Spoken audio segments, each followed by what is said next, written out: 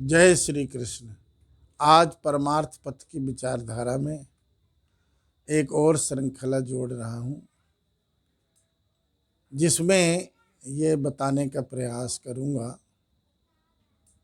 कि ब्रज से जब भगवान श्याम सुंदर द्वारिका चले गए तो बहुतों के मन में ये प्रश्न उठा करता है कि ब्रजवासियों को फिर दोबारा कहाँ मिले। द्वारिका में रहते रहते श्री कृष्ण के द्वारिकापुरी में सब प्रकार का सुख साज सामान था, किसी चीज की कमी नहीं थी। अष्टपट रानियां उनकी सेवा करती थी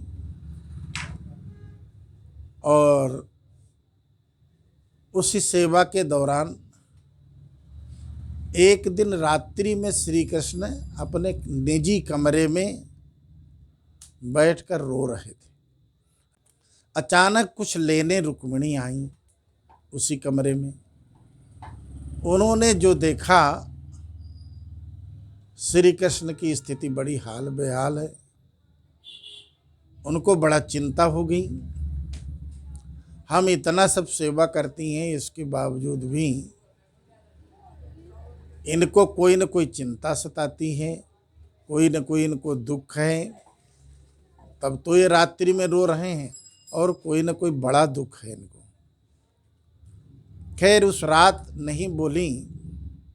सुबह हुई तो बड़े प्यार से पूछने लगी रुक्मिणी सत्यभामा कि क्या बात है, सच्ची सच्ची बता दो। आज रोते हुए तो हमने देख ही लिया। तो कहा सच्ची सच्ची बता दो। तो इस पर श्री कृष्ण मजबूर होकर के फिर बताने लगे। कहें हमें ब्रजवासियों की बड़ी याद आती थी, ब्रजवासियों की, ब्रजगोपियों की, ग्वाल बालों की। वहाँ जैसे जैसे हम रहे, वो यहाँ द्वारिका में आकर के भी हम कुछ भुला नहीं पाए। सब कुछ मुझे याद आता था। तो आठों पटरानियां सोचने लगीं, ऐसा क्या इनको प्यार था, कैसा प्यार था कि हम लोग रात दिन यहाँ सेवा करती हैं, पंखा झलती हैं, सब कुछ करती, तब भी हम वह प्यार नहीं दे पाती। कैसा प्यार होता है। उनके सभी रानियों के मन में बड़ा कौतुक पैदा हुआ। ऐसा कौन सा प्यार है जो है जिसके का कारण श्री कृष्ण रात्रि में रोते हैं बैठ के। तो उन्होंने कहा ठीक है, मैं बता दूंगा, कभी समय आएगा। तो उसके बाद भगवान ने इस मृत्यु लोक की लीला का भी संवरण करना था श्री कृष्ण ने। तो कहा कि ये बता भी देना चाहिए इनको। तो एक सूर्य ग्रहण का पर्व पड़ा तो एक चिट्ठी लिख करके भेजी ब्रजवासियों को। एक ब्राह्मण भेजा, कहा ऐसे ऐसे सूर्य ग्रहण के पर्व पर हमको सब लोग वहाँ आकर के मिलें। पैदल चलकर 300 साढ़े 300 किलोमीटर छकड़े बैलगाड़ियों में सामान धर के ब्रजवासी कुरुक्षेत्र आए और कुरुक्षेत्र में डेरा लगा दिया सब।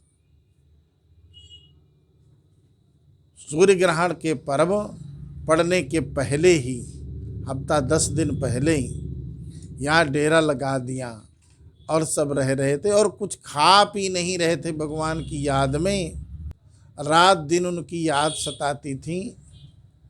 सब बड़े कमज़ोर हो गए थे और जब सूर्य ग्रहण का पर्व नज़दीक आने लगा तो रुक्मिणी सत्यभामा से द्वारिका में भी भगवान श्री कृष्ण इतनी दूर से यहाँ कुरुक्षेत्र आए, उनको ब्रजवासियों को मिलने भी और ये सूर्य ग्रहण के पर्व को उसमें शामिल होने भी आए।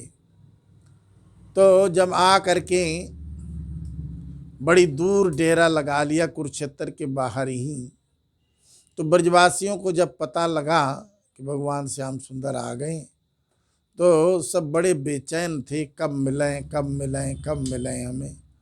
तो ये उनकी धारा चलती थी। इस धारा में वो कभी कभी अचेत भी हो जाते थे। कभी कभी बेहोश भी हो जाते थे, शरीर नहीं छूटते थे। भगवत विरह में, भगवत प्रेम में शरीर तुम्हारा जल्दी नहीं छूटेगा। संसार के विरह में, संसार के प्रेम में तुम्हारा शरीर छूटेगा, बेहोशी हो जाएगी, हैं, कोई और रोग आ जाएगा, डॉक्टर की दवाई करने से ठीक हो जाएगा।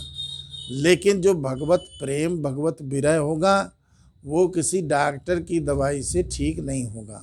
पहली तो बात, वो अपने अंदर पैदा ही नहीं होगा, और होगा तो फिर ठीक नहीं होगा।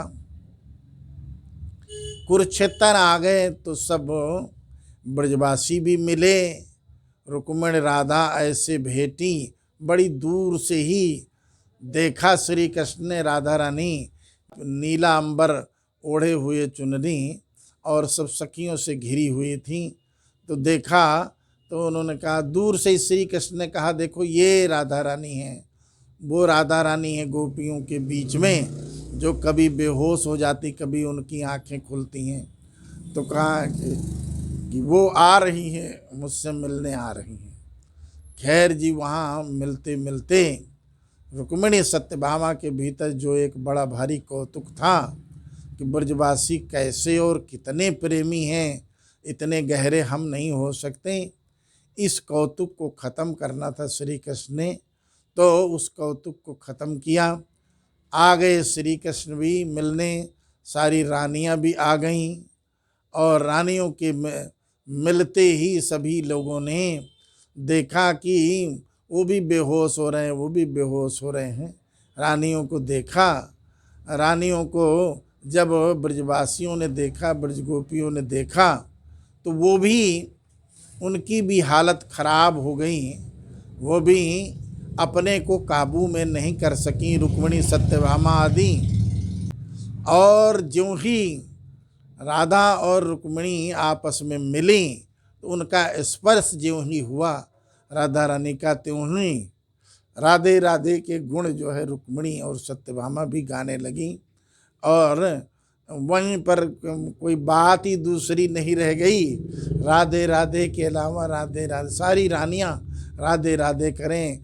चुंबक ऐसा लगा, ऐसी ऊर्जा उनको प्राप्त हुई कि सब उनका द्वारिका का जो ऐश्वर्य वैभव था वो सब भूल गया, और मान गईं और जान भी गईं कि जिनके लिए भगवान श्री कृष्ण रोते थे, वह प्रेम यथार्थ में, सारे राज सुख हम देने के बाद भी वह प्रेम हम नहीं दे पाए द्वारिका में इतने दिन रहने के बाद। तो वहीं पर फिर सूरदास जी ने लिखा है, गोपी प्रेम की ध्वजा, जिन्हें गोपाल किए अपने बस, सर्वस जिरन तजा। गोपी प्रेम की ध्वजा। तो इस प्रकार से जो उनको जितना प्रेम करता है, भगवान अपने आप उसके नज़दीक अपने आप हो जाते हैं। आज इस वाणी का विराम यहीं पर दे रहा हूँ। जय श्री कृष्ण।